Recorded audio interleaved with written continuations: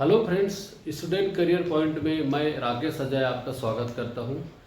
छत्तीसगढ़ का हम लोग पूरा कंप्लीट स्टडी कर रहे हैं। उसी क्रम में हम आगे जो पढ़ने जा रहे हैं वो है हमारा छत्तीसगढ़ जो शब्द है उसका उल्लेख कहाँ कहाँ पर हुआ है और किन विद्वानों के द्वारा इसका उल्लेख किया गया है। इस संबंध में प्रश्न आते हैं कि साहित्य के क्षेत्र में, राजनीति के क्षेत्र में या इस काल में सबसे पहले किसने उल्लेख किया, किस किताब में उल्लेख किया गया है और उल्लेख करने वाले कवि या फिर विद्वान कौन है। इस तरह से क्वेश्चन आपसे पूछे जा सकते हैं। तो इसी कड़ी में हम आगे देखेंगे कि छत्तीसगढ़ का उल्लेख जो है कहाँ कहाँ पर हुआ है और किनके द्वारा किया गया है। तो देखिए, सबसे पहले हम यहाँ पर देखते हैं साहित्य के संबंध में। ठीक है, साहित्य के संदर्भ में आपसे क्वेश्चन पूछा जाएगा कि साहित्य के संदर्भ में छत्तीसगढ़ शब्द का उल्लेख सर्वप्रथम कहां पर किया गया है। तो आप देखेंगे यहाँ पर कवि है जो दलपत राय कवि जो है खैरागढ़ रियासत के जो राजा थे, आपके राजा लक्ष्मी निधि राय। ठीक है, राजा का नाम था लक्ष्मी निधि राय। कहाँ के शासक थे? खैरागढ़ रियासत के राजा थे। ठीक है, खैरागढ़ रियासत के राजा थे लक्ष्मी निधि राय। इनके चारण कवि या फिर आप बोल सकते हैं दरबारी कवि थे कवि दलपत राव। इनके द्वारा पुस्तक लिखा गया। ठीक है, एक तो कविता लिखा गया, ये पुस्तक में नहीं है, कविता में है। उस समय छोटा पत्री था, उसमें लिखा गया 1494 में। किसी स्रोत के अनुसार 1487 भी दिखाता है। तो आप इसमें आप देख सकते हैं पेपर में जो क्वेश्चन आपका पूछता है, जो भी तारीख आपको दिया रहता है, दोनों में से उसमें से एक को आप लेंगे। सर्वमान्य जो 1494 माना जाता है। फिर भी आप इसको भी ऑप्शन में हो सकता है कई बार, इसलिए मैं आपको बता दे रहा हूं। तो 1494 में लक्ष्मी निधि राय द्वारा एक पत्र लिखा गया था, उसमें छत्तीसगढ़ शब्द का सर्वप्रथम उल्लेख किया गया था। यह जो है आपका लक्ष्मी निधि राय, उसमें लिखा हुआ था लक्ष्मी निधि राय सुनो दचित गढ़ छत्तीसगढ़ में गढ़ैया न रही। ये शब्द जो है वहां पर उस कविता में वर्णन है, अर्थात यहाँ पर गढ़ छत्तीसगढ़ में। ठीक है, तो इस तरह से ये जो उल्लेख हुआ है, इसी को हम साहित्य के क्षेत्र में छत्तीसगढ़ का सर्वप्रथम उल्लेख हम मानते हैं और इसी को आयोग भी लेता है। ये शब्द कोई पूछ सकता है कि ये जो कविता है किसके द्वारा लिखा गया है या फिर किसके शासन काल में लिखा गया करके ये जो लाइन है इसको भी आपसे पूछा जा सकता है। याद रखेंगे, लक्ष्मी निधि राय सुनो चित द गढ़ छत्तीसगढ़ में गढ़ैया न रही। तो ये जो है उसका लाइन था। ये आपसे पूछा जाएगा साहित्य के संदर्भ में। ठीक है, अगला हम देखेंगे राजनीति के संदर्भ में। राजनीति के संदर्भ में कहां पर प्रयोग हुआ है। तो देखिए, राजनीति के संदर्भ में भी आपके कलचुरी राजा थे एक राजा राज सिंह। ठीक है, रतनपुर के राजा थे कलचुरी राजा राज सिंह। ठीक है, इनके एक दरबारी कवि था, उनका नाम था गोपाल मिश्र। गोपाल मिश्र जी जो है 1689 में, ठीक है, 1689, ठीक है, 1689 में क्या लिखा है इन्होंने? एक किताब लिखी। किताब का नाम था आपका खूब तमाशा। ठीक है, खूब तमाशा में आपका सर्वप्रथम राजकीय दृष्टि से, ठीक है, राजकीय दृष्टि से इन्होंने छत्तीसगढ़ शब्द का उल्लेख इन्होंने किया। तो इसका भी क्वेश्चन आपको पूछा जा सकता है कि गोपाल मिश्र के किस पुस्तक में छत्तीसगढ़ का सर्वप्रथम उल्लेख हुआ है, या फिर पूछा जा सकता है कि उस समय किसका शासन काल था। तो इन तीन बातों को आपको ध्यान रखना है। सबसे पहला है आपका राजा है, राजा राज सिंह। दूसरा है आपका खूब तमाशा है और तीसरा है आपका गोपाल मिश्र जो कि 1689 में। ठीक है, इस चीज को आपको ध्यान रखना है। तो इन चीजों को आपको याद रखने से राजनीति के संदर्भ में। अगला जो हम देखने जा रहे हैं वो है हमारा मराठा शासनकाल। एक चीज और याद रखेंगे आप लोग, इसमें गोपाल मिश्र को ही छत्तीसगढ़ की वाल्मीकि कहा जाता है। ठीक है। गोपाल मिश्र क्या कहा जाता है? छत्तीसगढ़ के वाल्मीकि। वाल्मीकि ने किसकी रचना किया था? रामायण की रचना किया था, ठीक है। तो उसीलिए हम इसको गोपाल मिश्र को खूब तमाशा जो लिखा है, उनके जो रचनाकार है, उसी संदर्भ में इसको छत्तीसगढ़ के हम वाल्मीकि के रूप में उनको मानते हैं। अब हम मराठा काल में देखते हैं। मराठा काल में मराठों द्वारा 1707 में एक आदेश पारित किया गया था, ठीक। 1707 में एक आदेश पारित किया गया था। उस आदेश में छत्तीसगढ़ शब्द का वर्णन था, ठीक है। छत्तीसगढ़ शब्द का उन्होंने प्रयोग किया था। तो मराठा काल के संदर्भ में इसको आपको याद रखना है। छत्तीसगढ़ शब्द का प्रयोग कब हुआ था? मराठा काल में 1707 में किया था। किसने किया था? किस रचना में किया था? उस रचनाकार कौन थे? इसको देखेंगे। इसकी जो जानकारी है आपका, इसकी जानकारी जो काशीनाथ गुप्ते, ठीक है, काशीनाथ गुप्ते की रचना नागपुरकर भोसल यांची बखर, ये जो मराठी शब्द है इसको याद रखेंगे। रचना क्या है? किताब का नाम नागपुरकर भोसले यांची बखर। रचनाकार कौन है? काशीनाथ गुप्ते। इनके इस रचना में जानकारी मिलती है कि मराठा शासन काल में 1707 में छत्तीसगढ़ का प्रयोग किया गया था। ये हमारा एक मराठा काल के संदर्भ में छत्तीसगढ़ के उल्लेख के विषय में हम यहाँ पर देखते हैं। अगला आप देखें शासकीय संदर्भ में, ठीक है। शासकीय संदर्भ में जब हम देखते हैं तो देखिए, इसको तो अब वास्तविक रूप से देखा जाए तो ये जो साहित्यिक क्षेत्र में हुआ था, इसको भी हम ऐसा नहीं कि शासकीय नहीं मान सकते, क्योंकि राजा के अधीन में रह करके उन्होंने प्रयोग किया था, लेकिन उसको साहित्य क्षेत्र मानते हैं। शासकीय क्षेत्र कहने का मतलब शासकीय संदर्भ में मतलब आपका ब्रिटिश काल में, ठीक, ब्रिटिश काल में ब्रिटिशों द्वारा जो प्रयोग किया गया था उसके संदर्भ में। तो सबसे पहले जो है आपका एक J.T. ब्लंट नाम के क्या थे, ब्रिटिश अधिकारी थे। उन्होंने आपका छत्तीसगढ़ क्षेत्र का, इस क्षेत्र का यात्रा किया, ठीक है। उस यात्रा वृत्तांत, उसी जो यात्रा किया था उसी का एक वृत्तांत लिखा, घटनाओं को लिखा। उसी में आपका 1795 में बिलासपुर गजेटियर में उन सारे घटनाओं को उन्होंने वर्णन किया था।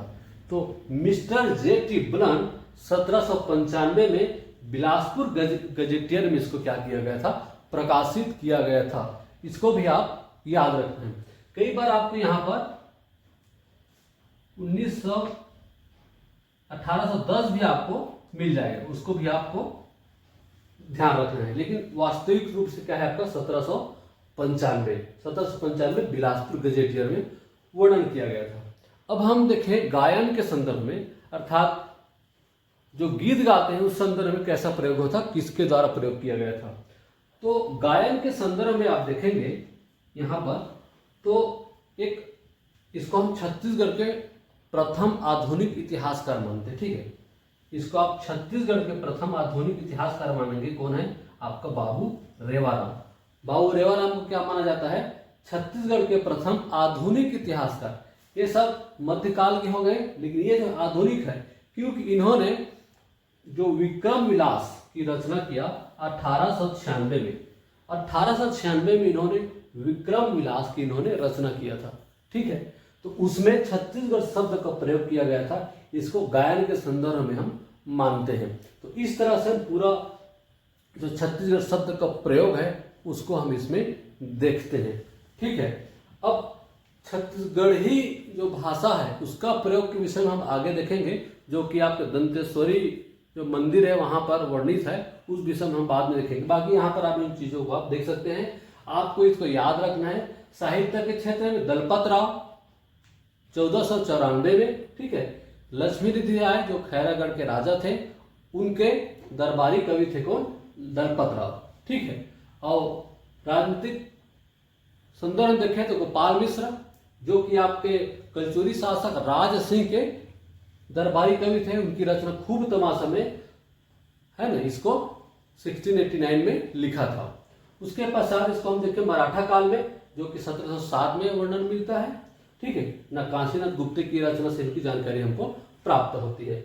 J.T. ब्लंट 1795 देख लीजिए, यहाँ पर बिलासपुर गजेटियर में प्रकाशित हुआ था। तो इस चीजों को आप नोट डाउन करिए, और बहुत इंपॉर्टेंट चीजें हैं, इसको आपको याद करके रखना है। छत्तीसगढ़ के प्रथम आधुनिक इतिहास का यदि आप बोला जाता है तो आपको मानना है बाबू रेवाराम। ठीक है, बाबू रेवाराम आपके छत्तीसगढ़ के प्रथम आधुनिक इतिहासकार हैं। आधुनिक शब्द का आपको ध्यान रखना है उसमें, जो कि विक्रम विलास की उनकी रचना है, जो कि हमारा 1896 में रचा गया था। 1896, इस डेट को भी आपको याद रखना है। ठीक है, तो इस तरह से हम इसके सारी जो चीजें हम देखा कि कहाँ कहाँ प्रयोग हुआ है, किसके द्वारा प्रयोग किया गया है। आगे और हम देखते हैं छत्तीसगढ़ के विभिन्न क्षेत्रों का अलग अलग काल में अलग अलग नाम रहा है।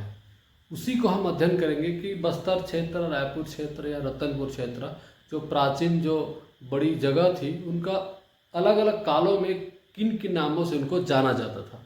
तो आइए हम देखते हैं। सबसे पहले हम देखेंगे बस्तर क्षेत्र के विषय में कि बस्तर क्षेत्र को किन किन नामों से जाना गया है। ठीक है, देखिए सबसे पहले देखिए आप बस्तर क्षेत्र को रामायण काल में, ठीक है, रामायण काल में दंडकारण्य क्षेत्र के नाम से जाना जाता था। ठीक है, आप लोग रामायण देखते होंगे, रामायण पढ़ते होंगे, तो आप सुने होंगे इस बात को कि उस क्षेत्र को दंडकारण्य नाम से जाना जाता था। और उसी क्षेत्र में राम जी का बहुत सारी यात्राएं हम देखने को मिल जाती है। जो छत्तीसगढ़ के जो राम वनगमन पथ है उसमें भी हम इसको पढ़ते हैं। अभी आप नहीं पढ़े होंगे तो आगे हम लोग पढ़ेंगे, हर एक चीज़ों को डिटेल से हम देखेंगे। राजा दंडक नाम का एक राजा हुआ करता था। उस राजा दंडक के नाम पर ही इस क्षेत्र का नाम जो है दंडकारण्य पड़ा था। तो इसको आप याद रखेंगे, रामायण काल में बस्तर को, ठीक है, बस्तर को किस नाम से जाना जाता था? रामायण काल में दंडकारण्य के नाम से जानते थे। अब देखिए महाभारत काल, ठीक है, महाभारत काल में इस क्षेत्र को म से याद करिए, म से महाकांतर या कांतर याद हो गया तो सिर्फ आपको इसमें महा जोड़ देना, कांतर ही बोलते थे या फिर महाकांतर भी, तो इसको आपको याद करता है। महाकांतर महाभारत, दोनों म से याद कर लेंगे। महाकांतर महाभारत काल में, रामायण काल में दंडकारण्य क्षेत्र, राम वनगमन पथ, हम उसको जानते हैं। ठीक, अब देखिए आप छिंदक नागवंश काल में, ठीक, छिंदक नागवंश एक शासन था वहाँ, शासक, उसका इतिहास जब हम पढ़ेंगे तो पूरा छिंदक नागवंश के विषय में हम डिटेल से पढ़ेंगे। अभी आप सिर्फ इतना जानिए कि इस क्षेत्र को छिंदक नागवंश के काल में भ्रमरकोट या फिर चक्रकोट के नाम से जाना जाता था। क्या नाम से? चक्रकोट या फिर भ्रमरकोट के नाम से। इसको आप याद कर लेंगे। उस क्षेत्र में नाग लोग क्या करते थे? भ्रमण करते थे। ठीक है, इस तरह से इसको याद कर लेना है। छिंदक नागवंश, नाग से नाग लोग, ठीक है, नाग और नाग लोग क्या करते थे? वहां पर भ्रमण करते थे। तो इस तरह से आप इसको याद कर लेना है। महाभारत से महाकांतर, रामायण से दंडकारण्य और छिंदक नाग से आपको नाग लोग भ्रमण करते था, भ्रमरकोट या फिर चक्रकोट। ठीक है, तो इस तरह से हम बस्तर क्षेत्र का नाम वहां पर हम इजी से बहुत ही सरलता से याद कर सकते हैं। अब देखिए आपका रायपुर क्षेत्र को किन किन नामों से जाना गया है। देखिए रायपुर का नाम जो है आप देखेंगे तो सतयुग को सबसे पहले हम देखते हैं तो सतयुग में किस नाम से जाना जाता था। ठीक, तो सतयुग को में कनकपुर बोलते थे रायपुर को। ठीक है, सतयुग में रायपुर को क्या बोलते थे? कनकपुर। तो इसको आपको याद रखना है, कनकपुर। ठीक, त्रेता युग में हाटकपुर, द्वापर युग में कंचनपुर और कलचुरी काल में क्या कहा गया? यहाँ पर रायपुर। ठीक है, रायपुर नाम से यहाँ पर एक राजा हुआ करता था ब्रह्मदेव राय, उन्हीं के नाम पर इसको रायपुर करके यहाँ पर नामकरण किया गया। किस काल में? कलचुरी शासक थे जो कि आपका रायपुर क्षेत्र जो था उस क्षेत्र में शासन करते थे।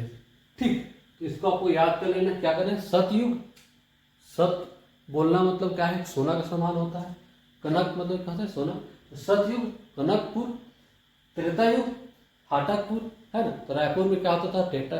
त्रेता युग में आपका बाजार लगता था, हाट मतलब बाजार होता था। रायपुर में त्रेता युग में बाजार लगता था। इस तरह से आप उसको मिला करके याद कर सकते हैं। रायपुर में क्या होता था? त्रेता युग में बाजार लगता था, बाजार मतलब हाट को ही बाजार बोलते हैं। तो हाटकपुर ठीक है, हाट लगता था, याद कर लीजिए, छत्तीसगढ़ी बाजार में हाट बन जाता है, आप लोग बहुत सारे लोग जानते भी होंगे।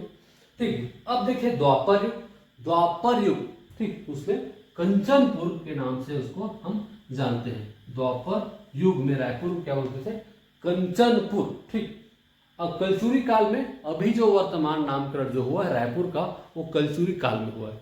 ऐसा भी क्वेश्चन आपसे पूछा जा सकता है। प्रायः इसका जो क्वेश्चन है सही जोड़ी में आपसे पूछा जा सकता है, या फिर इस काल में इस क्षेत्र को किस नाम से जाना जाता था। जैसे कि रायपुर क्षेत्र को आपका सत्य युग में किस नाम से जाना जाता था।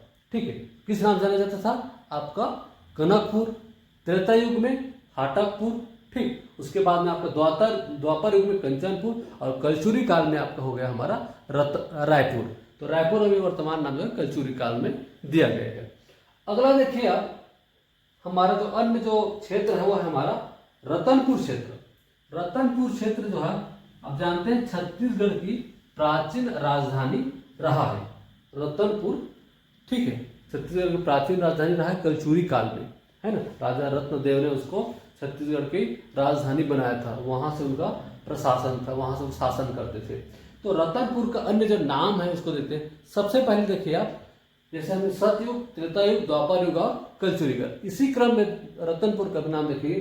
सतयुग में मणिपुर बोलते थे। ठीक है, सतयुग में मणिपुर, पहले क्या देखे, सतयुग में कनकपुर, रायपुर, कनक मतलब सोना होता है। अब और बढ़ के आगे का मणि आ गया, किसमें, रतनपुर को क्या बोलते थे, सतयुग में यहाँ पर आपका मणिपुर बोलते थे। ठीक, तो मणिपुर को आपको याद करके रखना। सत मतलब क्या था, सत सही बोलना क्या है, एक मणि के समान है। ठीक है, कब बोलते थे ये, आपका सतयुग में, किसको, रतनपुर को, और मणि के समान आपको रतनपुर को बोलते थे, और कनक के समान किसको बोलते थे, आपका रायपुर को बोलते थे। ऐसा आपको होकर के मिला करके आपको याद रखना है। त्रेता युग आ गया, त्रेता युग में इसी में एक शब्द आपको जोड़ देना है। ठीक है, जैसे सतयुग में मणिपुर, वैसी त्रेता युग में क्या है, माणिकपुर, मतलब म में सिर्फ आ का मात्रा जोड़ना। ठीक है, ये वाला जो आ का मात्रा इसको जोड़ना है, तो क्या होगा आपको, मणिपुर से माणिकपुर। बहुत ही सरल है, अब इस तरह से इसको आपको याद करेंगे, बहुत ही आपको सरलता से आपको हमेशा के लिए याद हो जाए। ठीक,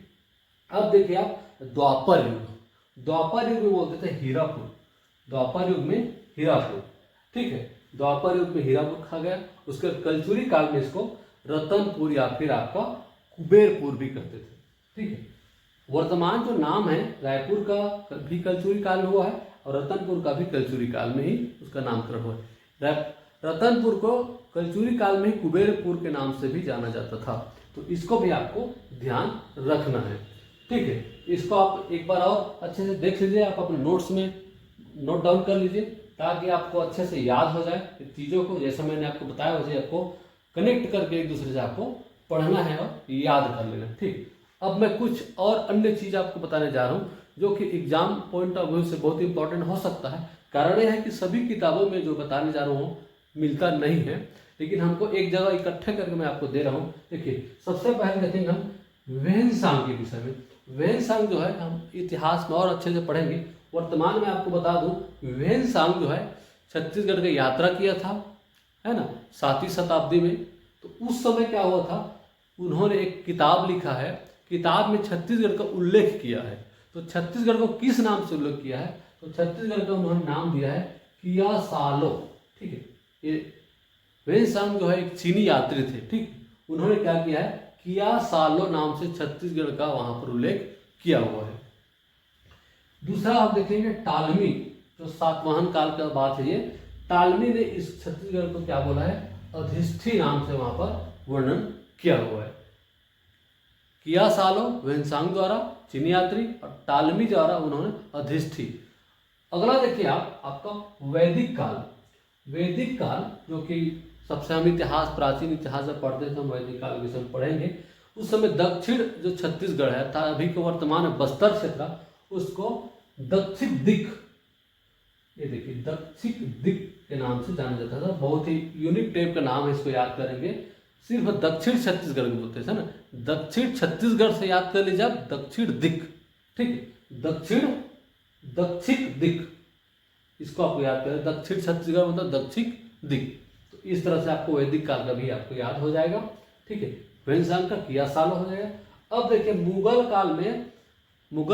काल में आपका जो उत्तर छत्तीसगढ़ है, उत्तर छत्तीसगढ़ को रतनपुर बोलते थे, अर्थात जो वर्तमान में रतनपुर है उसी को रतनपुर उस समय भी बोला जाता था। अब देखिए आपका ब्रिटिश काल में क्या होता था, मध्य छत्तीसगढ़ जो है हमारा रायपुर बिलासपुर जो रायगढ़ क्षेत्र है, इनको क्या बोलते थे, मध्य छत्तीसगढ़ है। इस क्षेत्र को उस समय महाकौशल बोला जाता था। किस काल में, ब्रिटिश काल में। इसको भी आपको नोट डाउन करके रख लेना ताकि आपको काम है। ठीक है, एक बार आप अच्छे से इसको नोट कर लें, अच्छे से याद कर लें, बहुत ही इंपॉर्टेंट चीज़ है ये, इसको आपको याद करके रख लेना है। हमारा ये जो वीडियो है कैसा लगा आप ज़रूर कमेंट में लिखें और अपने दोस्तों को शेयर करें। और हमारे पूरे जो वीडियो है, पूरी क्लास है, आपको प्लेलिस्ट में मिल जाएगा। आप एक एक करके आप सारे वीडियो को आप एक एक करके आप देखें और पूरी तरह से आप छत्तीसगढ़ को अपने स्ट्रॉन्ग बना लें ताकि आपका छत्तीसगढ़ का कोई भी क्वेश्चन आपसे न छूटे। इन सारे जो हमने आज अध्ययन किया है, सारी चीज़ों का आपको हम MCQs भी कराएंगे, उसको भी आपको अच्छे से करना है। हमारे चैनल को भी आप सब्सक्राइब कर लेंगे और हमारे साथ बने रहें ताकि आपको पूरा छत्तीसगढ़ आपको अच्छे से तैयार हो सके। वीडियो देखने के लिए धन्यवाद।